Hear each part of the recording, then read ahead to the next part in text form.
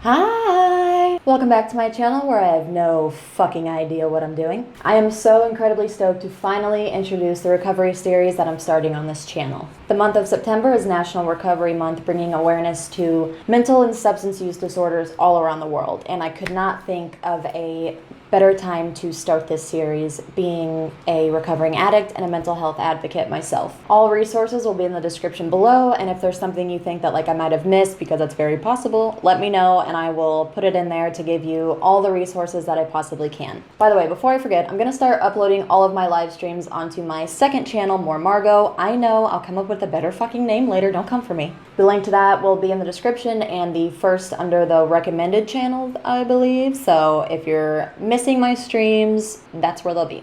Anywho, recovery series. Alright, groovy. What the fuck is a recovery series? I thought you'd never ask. Have you got an anti-drug message that you're going to convey now? I just feel like it couldn't hurt to not be on heroin. As I think most of you know, addiction has and will always be a big part of my life. 3 years and about 9 months ago, it was my life. Not much of a life, but I digress. So let's just start at the beginning. Heroin. What is it? What does it feel like? And why is it so fucking addictive? Now, before you think, okay, isn't this a little much detail-wise? Don't you think going in depth about how great it feels or whatever will entice people to want to do it more? And to be frank with you, I would not see a point in moving forward with this if I'm not being 100% transparent throughout. Just like anything else in life, there are pros, there are cons, and I think it's just as important to showcase one as it is the other. I am a person who strongly believes in harm reduction. I believe more knowledge about topics like these are power. I also strongly believe that putting someone's mind in a quarter, so to speak, is not an effective deterrent from dangerous behaviors. Knowingly withholding information can 9 out of 10 times have the complete opposite effect from the one that was intended. A small example of this being my mom and I. Growing up and being a teenager, my mom was not okay with anything like tattoos, piercings, other than my ears and a long back and forth over a belly ring when I was 16, but I did get that motherfucker, and the other day I sure fucking did. Wearing too much dark makeup or black clothing or listening to hardcore and metal music, which was big in the scene kid show scene back then. Just not okay with anything alternative, basically. That entire world was just not up for discussion, questions, nothing. Even the thought of weed would send her into these very long and very judgmental tangents that would never end pleasantly. She would regularly scan my history on my laptop for things like pictures of piercings or tattoos, or to catch me following scene kid Tumblr accounts. VampireFreaks.com was a big thing back then, and oh my fucking god, she stumbled upon Jeffree Star's MySpace page one time, and I thought I legitimately was about to be the first human being to ever witness spontaneous combustion in front of my eyes. Long story short, it was not talked about, there was no healthy dialogue about it whatsoever, and it just sent me hurling into that direction full speed. Questions went unanswered, which only fueled my rebellion and curiosity even more.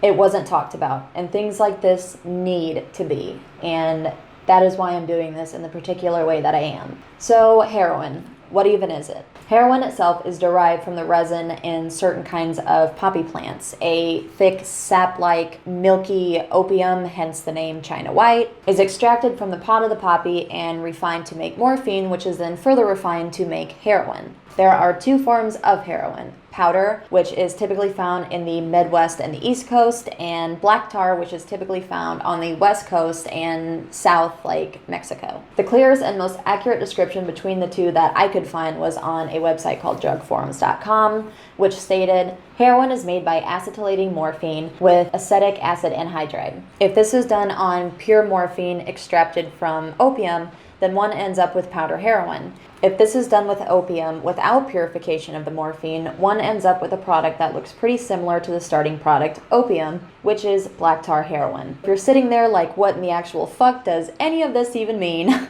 In layman's terms, one is processed with pure morphine itself, while the other is processed without purifying the morphine first, so you will generally find that one is more potent than the other, basically. Black tar is mostly smoked due to the difficulty in cooking it down, while the other is almost always introduced intravenously into the body. By the time it goes through the grapevine, gets into the States, and lands in some dealers' hands, it's been cut multiple times. By the time it gets to the addict, you really have no fucking clue what is even in it at that point, short of doing a chemical analysis yourself. Heroin is cut with things like sleeping pills, lactose, different kinds of muscle relaxers, vitamin C, baby aspirin, sugar, quinine, flour, starch, uppers like coke or meth to get the speedball effect, all fucking kinds of things. In certain regions of Spain, 100% of heroin was found to be cut with minerals like zinc and iron, while a large number of separate samples from other regions were found to be cut with things like calcium, manganese, copper, and cadmium, which are metals. I know, what the fuck, right? And one of the worst things that heroin is being cut with right now is a drug called fentanyl. There was a surge of dealers who purposefully cut their heroin with fentanyl, not telling the addict to then cause them to overdose and die, thus taking care of the addict problem. And the worst part about that is when an addict hears something like that, as sick as it is, your first thought is, who was their dealer and where can I get dope that strong? The origin of heroin dates all the way back to 1898 when it was first manufactured by the German pharmaceutical company Bayer as a treatment for tuberculosis and, ironically enough, was very commonly used to remedy morphine addiction. Why is it so fucking addictive? This question can be answered in two ways. The first being that the brain has specific protein receptor sites for opiates, which are bound with our body's naturally occurring opioids, such as dynorphin and endorphins. And when the body is introduced to heroin, these receptors are basically flooded by the opioid, causing extremely elevated levels of dopamine, i.e. the euphoric feeling you get upon injecting, snorting, ingesting heroin. Because of such increased levels of dopamine being put into the body regularly, it literally rewires your brain and body chemistry to then need and expect that increased amount of dopamine to feel normal, whereas before, your body naturally produced the perfect amount. Thus, you end up with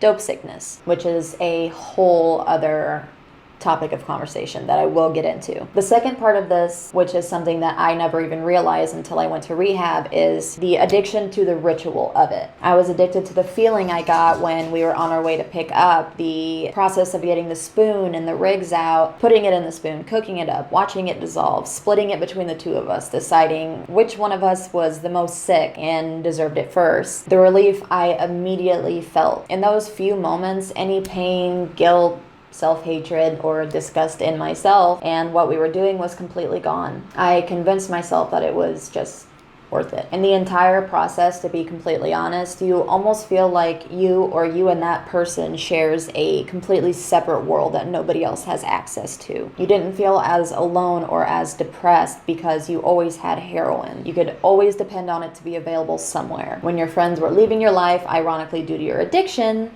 heroin was there to stay. When you felt isolated, dope was right next to you. When you felt guilty, it told you that it wasn't really your fault because you had to have it, right? When you were dope sick, heroin was the only thing that made you feel well again. And I think that that's almost the sickest part, that no matter what was happening around you, your life in shambles, it was that little voice that always came in and told you, it's all right. You've got me, and that's all you'll ever need. Moving forward with this series, I plan on covering a wide range of topics. If there is something specific that you want me to touch on, or a personal story that you want me to share, anything that you think can help you or give you more resources to get ahead of your addiction, or to be able to help a friend or family member, or to be able to just understand it yourself in general, let me know, because I would love to give you any resources or insight or personal experiences that I have that can aid you in that. And before you come for me, I have a get ready with me coming, all right? I plan on putting out an episode of my recovery series at least once a week, and I am going to try really, really hard to fit in some get ready with me's and just some sit down talks, whatever, to really finally get this channel up off of my ass and get it moving forward in the way that I know it can. So I'm working on believing in myself a little more and just not having to give myself a reason to get in front of the camera and make a video and just talk to you guys. I should be so lucky to have this platform and people that actually want to hear what I think. and I need to just accept that and run with it. But anyway, I hope you're having a good day or night wherever you're at, and don't forget, your vibe attracts your tribe. Bye.